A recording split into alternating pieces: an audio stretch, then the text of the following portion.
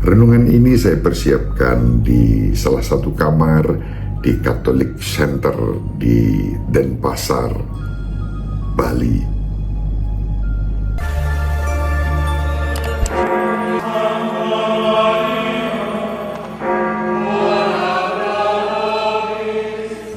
Dominus vobiscum.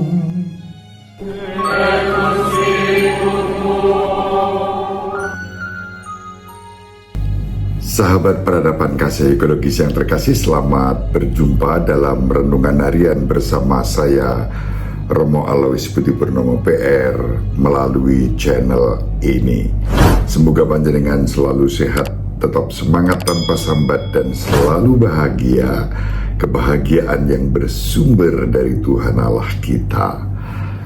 Mari kita awali perjumpaan kita dengan bersatu di dalam doa. Kita menggunakan Mazmur tanggapan pada hari ini sebagai doa kita. Dalam nama Bapa dan Putra dan Roh Kudus. Amin. Tuhan memberi mereka gandum dari langit. Dalam hati mereka mencobai Allah dengan menuntut makanan untuk menuruti nafsu mereka. Mereka berbincang-bincang, menyaksikan Allah. Sanggupkah Allah menyajikan hidangan di padang gurun? Maka ia memberi perintah kepada awan-awan di atas dan membuka pintu-pintu langit. Ia menghujankan mana untuk dimakan dan memberikan mereka gandum dari langit. Roti para malaikat menjadi santapan insan, bekal berlimpah disediakan oleh Allah. Ia menghembuskan angin timur dari langit dan menggiring angin selatan dengan kekuatannya. Ia menghujankan daging seperti debu banyaknya, dan burung-burung bersayap dihamburkannya laksana pasir di laut. Semuanya itu dihujankannya di tengah perkemahan mereka, di sekeliling tempat kediaman mereka. Kemuliaan kepada Bapa dan Putra dan Roh Kudus, seperti pada permulaan, sekarang, selalu, dan sepanjang segala abad. Amin. Tuhan memberi mereka gandum dari langit.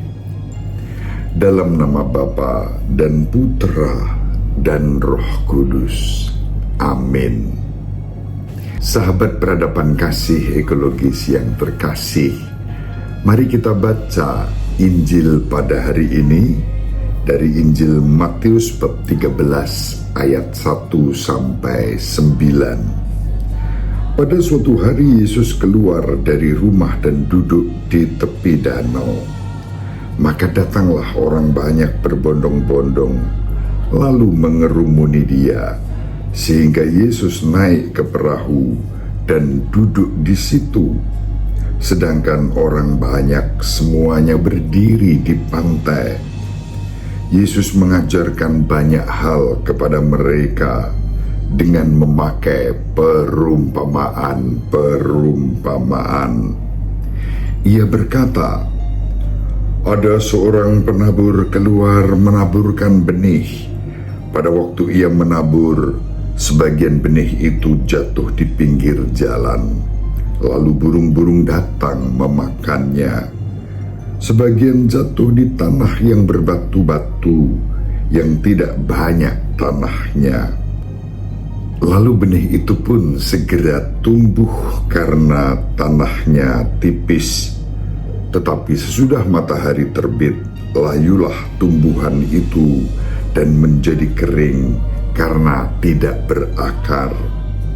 Sebagian lagi jatuh di semak duri, lalu makin besarlah semak duri, lalu makin besarlah semak itu dan mengimpitnya sampai mati.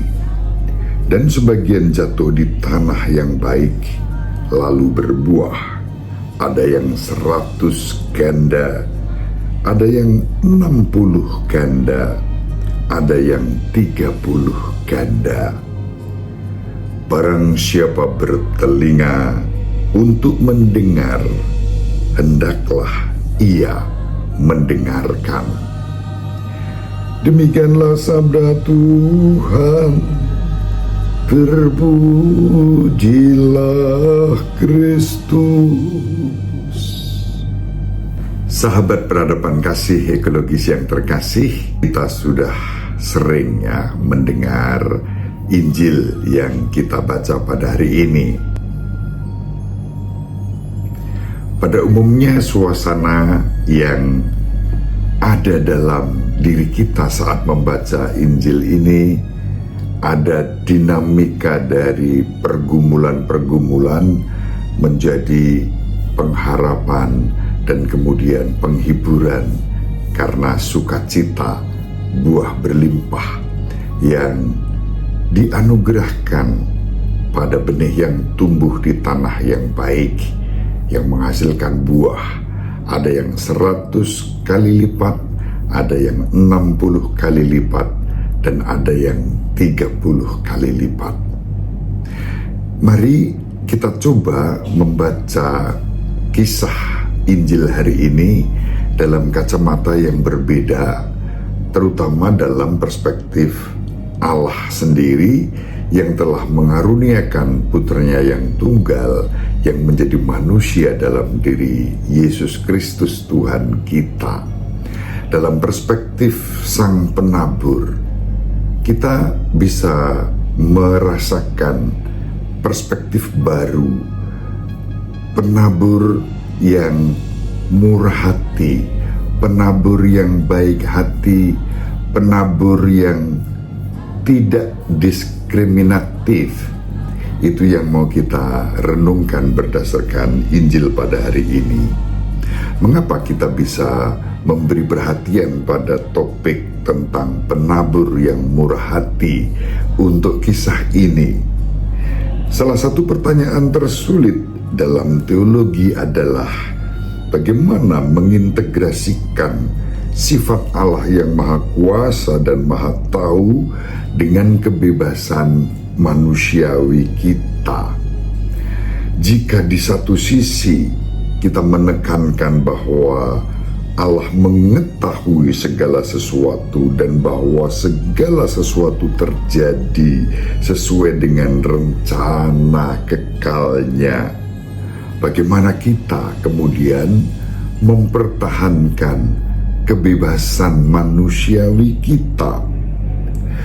Jika di sisi lain kita menekankan bahwa kita bebas, bagaimana kita mempertahankan bahwa Allah mengetahui segala sesuatu dan menentukan bagaimana segala ciptaan akan terjadi pada waktunya? Mungkinkah Allah melihat ke masa depan dan hanya memberi kasih karunia keselamatannya kepada mereka yang mau bekerja sama dengannya untuk kemudian memperoleh hidup yang kekal? Beberapa teolog berpendapat demikian. Namun mari sekarang coba kita tempatkan perumpamaan ini dalam perspektif Tuhan kita Yesus Kristus yang menjadi wujud kemurahan hati Allah. Kita membaca dalam Injil Yohanes bab 3 ayat 16, berkali-kali saya mengutipnya. Begitu besar kasih Allah akan dunia ini hingga Allah mengaruniakan putranya yang tunggal, supaya setiap orang yang percaya kepadanya beroleh hidup yang kekal. Taruhlah kita berhenti sampai di sini. Lalu ada orang-orang yang percaya kepada Yesus untuk beroleh hidup yang kekal. Kalau orang yang percaya itu taruhlah diperhitungkan, orang-orang yang dibaptis, apapun denominasinya, baptis yang sah, yang mengimani Yesus. Kalau dalam tradisi Katolik misalnya, kita mempunyai 1,4 miliar. Digabungkan dengan denominasi-denominasi lain, gereja-gereja lain, bisa di atas 5 miliar misalnya. Lalu kita matematika, kita hitung, di bumi ini ada misalnya 10 miliar. Apakah Allah tega menyelamatkan yang hanya 5 miliar ini yang menerima dan mengimani Kristus menjadi anggota gereja, lalu membiarkan yang 5 miliar lainnya binasa? Apakah itu cara pikir Allah? Perumpamaan yang kita baca pada hari ini tentang penabur membuka perspektif kita tentang Allah yang murah hati. Tampaknya Tuhan kita Yesus Kristus mengisyaratkan satu jawaban yang berbeda tentang siapa yang diselamatkan. Allah yang Maha Tahu, Allah yang Maha Kuasa, dan kebebasan kita tidak saling bertentangan tentu saja, tetapi Allah berkenan untuk menyatakan rahasia keselamatan itu. Penabur yang murah hati, bukan penabur yang kikir, bukan penabur yang diskriminatif. Ia menaburkan benih firman-Nya tidak hanya di tanah yang subur, tetapi juga di jalan, di tanah yang berbatu, bahkan di antara semak duri. Sang penabur ilahi menawarkan kasih karunia keselamatan kepada semua orang. Santo Paulus menegaskan itu dalam suratnya yang pertama kepada Timotius bab 2 ayat 4, bahwa Allah berkenan menyelamatkan semua orang. Nah, kalau kitab suci mengatakan demikian, iman kita akan Kristus menyatakan bahwa Tuhan kita Yesus Kristus adalah juru selamat semua orang. Mungkinkah hanya 5 miliar yang diselamatkan karena menerima dan mengimani Kristus, dibaptis menjadi anggota gereja? Itu pun kalau dihitung-hitung dari 5 miliar yang mengimani Yesus, berapa yang setia di dalam iman akan Kristus dalam kehidupan sehari-hari? Apakah lalu semakin sedikitlah yang diselamatkan? Apakah Allah menjadi Allah yang gagal untuk menyelamatkan ketika ada miliaran lainnya yang bukan karena kesalahan belum mengenal Kristus, apalagi mengimani Kristus? Sahabat peradaban kasih ekologis yang terkasih, di sini kita belajar menghormati kasih karunia Allah yang juga dinyatakan di dalam kebebasan kita, sebagaimana dibuktikan dalam perumpamaan penabur yang murah hati. Allah sungguh menghargai, menghormati kebebasan kita. Ketika Allah menawarkan kasih karunia-Nya kepada kita, pemberian itu adalah anugerah dan tidak menghalangi kita untuk menerima anugerah-Nya dengan cuma-cuma. Katekismus Gereja Katolik nomor 1996 mengajarkan pada kita, kasih karunia adalah kemurahan hati, pertolongan cuma-cuma dan tanpa syarat yang diberikan Allah kepada kita untuk menanggapi panggilannya menjadi anak-anak Allah. Kita dipanggil menjadi anak angkat, putri-putra Bapa, dan ambil bagian dalam kodrat ilahi dan hidup abadi. Selanjutnya dalam Katekismus Gereja Katolik nomor 2008 kita bisa membaca bagaimana jasa manusia itu sendiri tidak lain adalah anugerah kasih Allah dari Kristus, dan kita diselamatkan melalui kerjasama, memang dalam kelemahan dan keterbatasan kita, namun kemahakuasaan dan kemahatauan Allah membimbing dan mengarahkan kita dan semua orang untuk sampai pada kebaikan dan kebenaran, kesucian dan keselamatan. Lalu dalam Katekismus Gereja Katolik nomor 2022 dikatakan, karya kasih karunia Allah mendahului, mempersiapkan dan membangkitkan respons bebas manusia. Kasih karunia menanggapi kerinduan terdalam akan kebebasan manusia, memanggil kebebasan manusia untuk bekerja sama dengannya dan menyempurnakan kebebasan itu.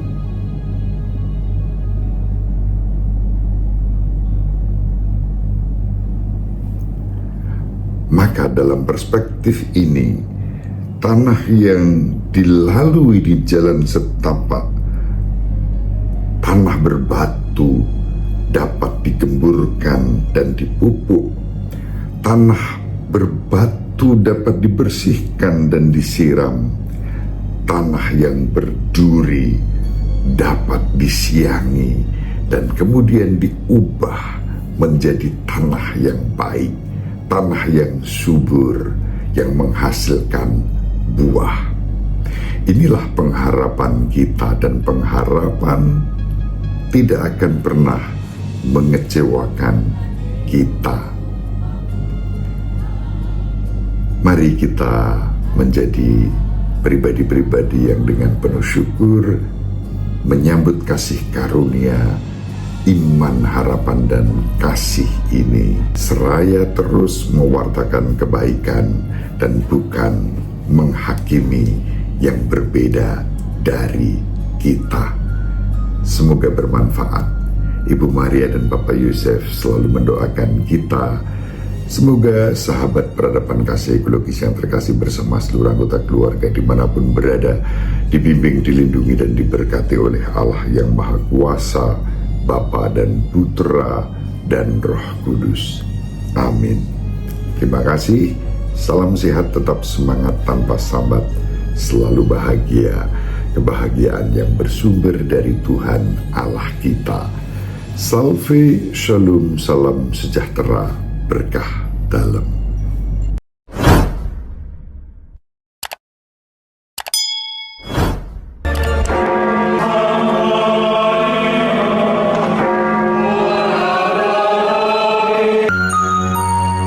Sahabat peradaban kasih yang terkasih, sampai jumpa pada episode berikutnya. Terima kasih atas kebersamaan kita. Salam peradaban kasih ekologis, berkah dalam.